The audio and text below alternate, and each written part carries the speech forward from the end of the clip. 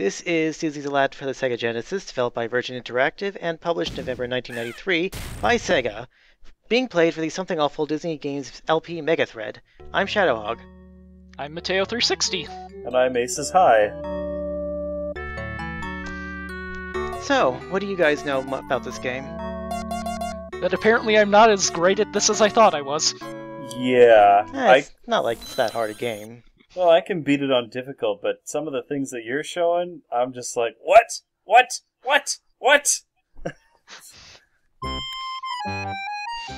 I don't know, I've had a lot of time with the game, but anyway, I'm not here to brag, I'm here to show a game off, so...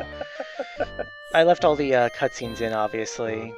Yeah, I just always skip over them. Who doesn't, really? I mean, it's kind of weird just letting this play out. It's like I almost don't recognize it, I always just hit start. When I was a kid, I used to always skip through them, but then one day I decided to sit and read through them anyways, and I'm like, what the hell? This is... different. Oh yeah, even when previewing the video, it's like, okay, let's see, I can just fast forward to this point to skip all the story. It does differ a little bit now, here and there, too. I mean, Jasmine basically doesn't show up at all. Except for, like, one moment. I'll point that out when we reach it. It's not in this part, though. Well, I mean, considering that the entire second level of this game is, like, completely brand new. Oh yeah, they definitely take some liberties, more than just having an Egypt level. Yeah. Like the SNES version. Yes. So anyway, here we are. This is level 1. Being played in by Prince Ali. He has a sword. And there's our first enemy, and he's dead already. So I'm just illustrating here the hot coals, how you can walk across them without getting hurt, but if you stand still. Yeah. And that's when the people yell, how do you get hurt by that? So apparently these guards have names, too. I had made a note of it, but I already seem to have lost it, but maybe I'll post them in the thread or something. But I only remembered the captain's name. Yeah, like Razul or something. But yeah. The guy who shows up all the time saying, like, come on, I think his name's like something really weird, like Zagulian or something. Huh. It's probably in the manual. I'm sure someone will go on IMDb or something, or Wikipedia. Yeah, it was on some Disney wiki. I don't know how trustworthy it is. Well... who knows? Considering that it's Disney, I would think extremely accurate. You never know. I mean, you could always come up with some bullshit. It's like, oh, this knife-throwing guy who I just killed is called Bob Johnson. True, well, true, but I get the feeling that this is something that there are enough people that would actually care about accuracy that they would pick it out pretty fast. About the only other one I remember off the top of my head is that the lanky guy with the rod is called Hakeem. I know the fat guy has a name, but I can't remember it. I do love that the Come On guard has the animation for walking across the coals. Yeah, it's a shame the other guys don't. They just sort of don't give a shit. Well, they do have other animations, but we'll see that later. In fact, I think a good chunk of the guards' animations actually came from the movie. Well, they were done by actual Disney animators. That does help. You're doing very well to have none of your apples get chopped up yet. Oh yeah. Yeah, I actually had that happen in when I was redoing Stage 3, but it didn't get into the final cut. How do you do that move? I've never seen that move. Oh, the one where you swing up, back, and forth? Yeah. I'm pretty sure you just press up. Yeah, hold up, hit B, or whatever the sword button is for your controller. I never knew that. Anyway, I'm missing a jump here, but we're going to get back to it, because well, you'll see. I've lost the will to live! So that's what death looks like, just in case you were wondering. And you will be seeing that screen a lot later, probably. Possibly, if I don't edit most of them out. Most normal people will. How good are you at the Escape from the Cave of Wonders level? I'm okay. Anyway, this is some sort of apple thief. If you stand still and let him, like, sneak up to you, he'll just take all your apples away from you. You know, for some reason I could have sworn he stole jewels. I don't know if he does. I always thought it was just apples. That would be a bigger fuck you if he did. Anyway, I made the jump this time. As you can see, it really wasn't worth it. Yeah, I've never really made that jump. That gets you more gems, but hell, you get more than enough gems in this game anyways. Yeah, really. Which, by the way, I'm going to have something to say when you get to your first merchant, which I think is just over here. Anyway, there's that Abu token. It lets you go to a special bonus stage. Also, I could go down there, but I'm going to do a secret jump here. I'll explain more how this works in stage 3. And speaking of the first merchant... Yes, I love that they have him in there. Please, please come closer! Too close, little too close.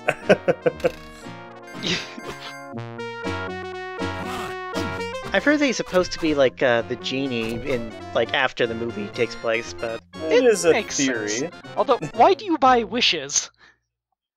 just to get rid of my jewels, really. So that was the genie bonus minigame. What a waste of 7 genies. Yeah, but I usually buy lives first just to make sure I don't game over. Then I start buying wishes once I fill those. The game throws so many lies at you, I never really see the need. Yeah, and if you're good enough, then you will probably never die anyways. So this is the first Abu bonus stage out of 2, technically. There are 3 tokens, but the second one takes you to the same one. Oh. It's pretty straightforward. Abu can't throw apples like Aladdin can, but he does get a sword for some reason. You just basically have to survive. If you get hit once, it's immediately over. And that's the annoying part. Yes. I think this is about as far as I've ever gotten in the bonus stage, is the random pot droppings. It is technically deterministic. It does the same thing. The funny thing about that one, when they're dropping at random, is if you stand over to the far left, you will never get hit. However, you also have to remember that the guard spawns there immediately after. Yeah, these barrels are usually where I get tripped up. When they start multiplying, they get pretty damn long. You have to make really precise jumps or else you'll get hit by one of them. You can slice them, but... I don't think I have ever gotten past 6. I'm surprised you made those jumps. Yeah. Yeah. Honestly, I'm surprised I made that one too. I usually have to slice then jump. This eventually gets really fast, but... What? You can slice them? Oh yeah, but the ones after that will hit you. Well, you can slice pretty much anything in this stage, it's just not really effective when you're being pelted by everything from every direction. Yeah, and this part where they throw the barrels at you from on top sometimes trips me up. Anyway, this expects you to go left, but no, you don't want to do that. Or if you do, make sure you run back. Anyway, we beat it! Hooray. I never have, and probably never will. Yeah, same here. Anyway, in this version of the tale, Jafar decides to show up a lot earlier than usual. I mean, just comes up to Aladdin out of nowhere and says, "Hey, there's this treasure cave." I mean, would you trust a face like that? He looks trustworthy, right? There's the golden rule, boy. He who owns the gold makes the rules. I would totally trust him in prison. I would not trust him on the streets. That's just asking for trouble. Yeah.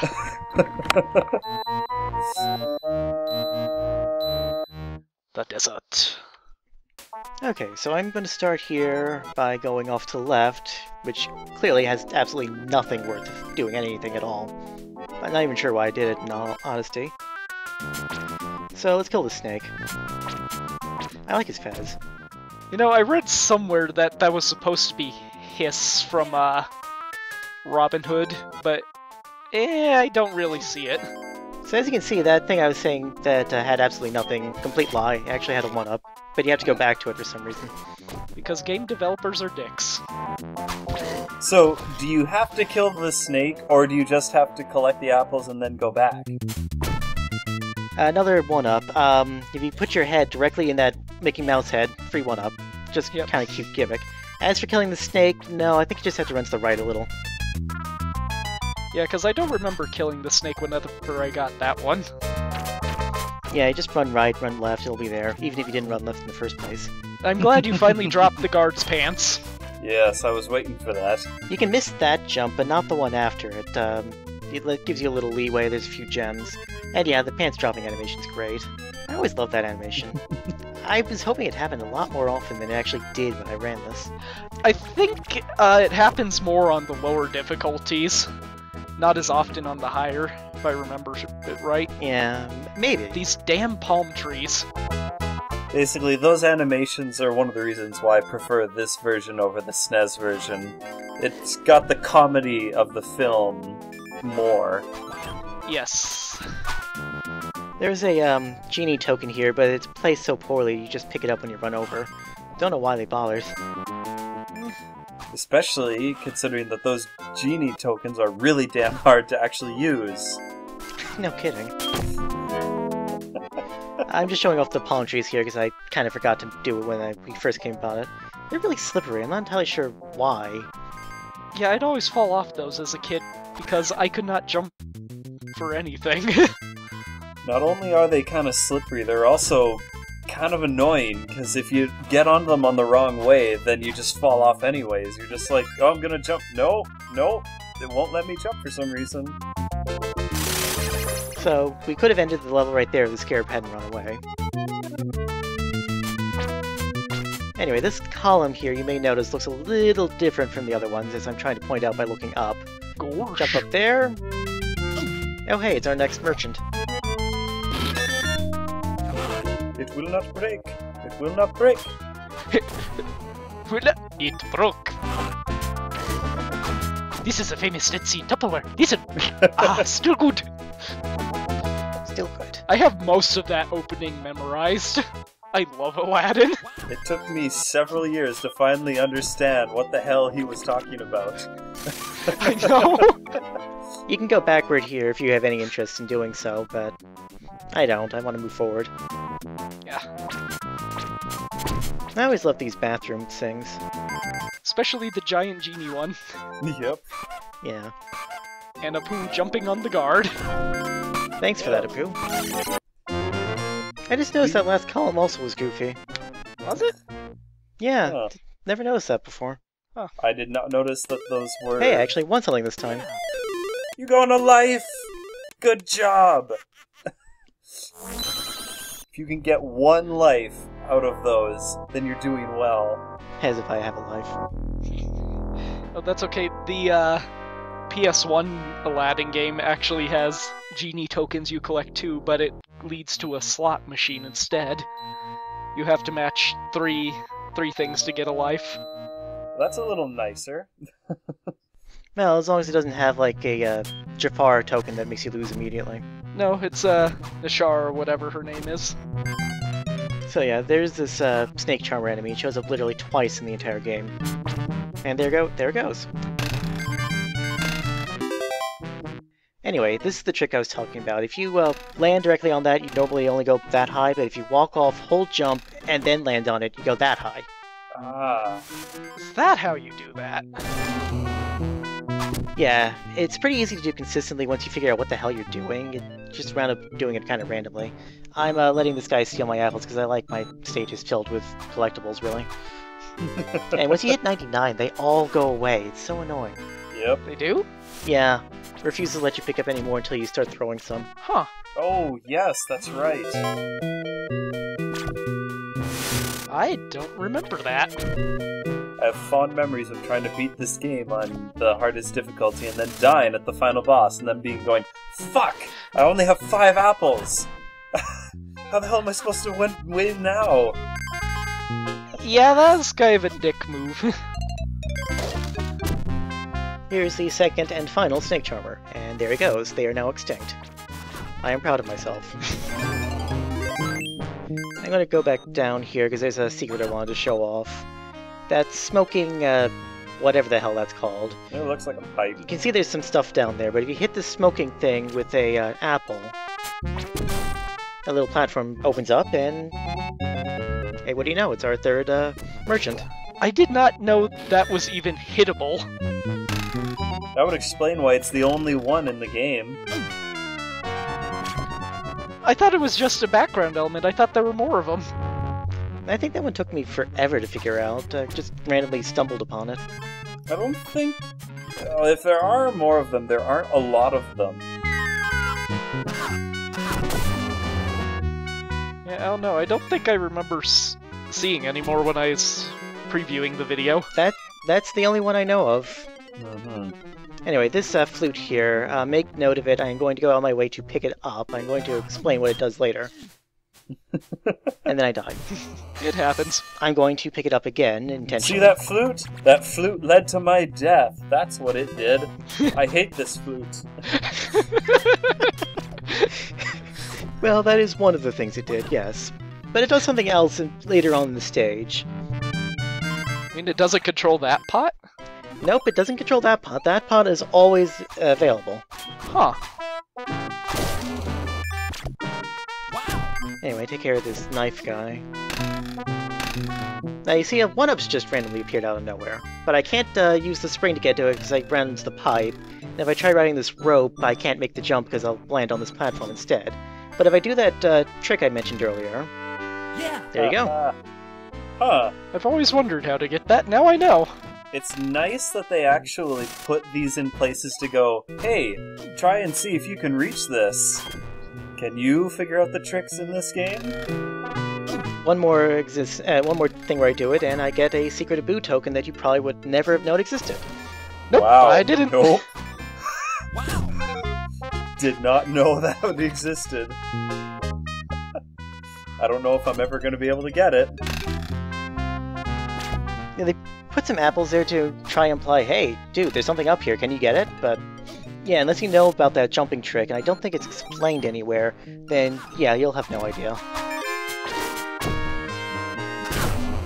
I'd have to look in my manual to see if they mention it, but I bet they wouldn't.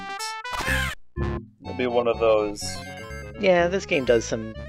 It can be a bit obscure like that. Well, that's all part of the fun. I think I go up here just to double check there's nothing else I'm missing.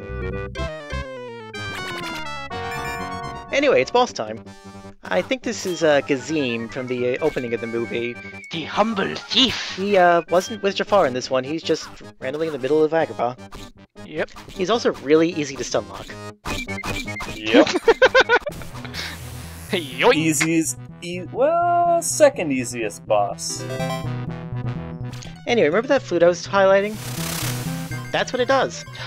Oh! I thought it only did that when you were low on health. So did I, but I randomly stumbled on like a GameFAQs map or something that implied it did this. I was always wondering, but yeah, apparently it's that flute. Huh. Anyway, this looks like a boss arena, doesn't it? Sure. That's because it is. There's Razul. Yep, 2 bosses in one stage. They went really easy on you and then suddenly go, oh yeah, they're probably going a little too easy. Let's, like, put them back to back on you. Fortunately, he's really easy to stun lock because he's only vulnerable to apples, and every time you throw an apple at him, he throws a barrel, so... And there he goes. And now we introduce the idea that, oh yeah, by the way, you need to use apples to beat the bosses. Except when you die and don't have apples. Yep. There are some apples at the bottom of the arena, but, you know, if you've got enough, and you probably do if you're playing well, you'll basically have no reason to go down there at all. Anyway, remember that bonus stage from earlier? Yep. Well, here it is again in case you missed it. And just in case you're wondering what happens when you don't play well, well, I'll just let Abu stand here doing absolutely nothing. See how long it takes. Oh! Try and parry. Wah wah. Most people see that. Yeah. Anyway, just a few more things from that last stage I wanted to show off. So we have a little addendum. Yay! Now, remember that flute I was talking about and how it made you go left? I'm going to deliberately not pick it up this time.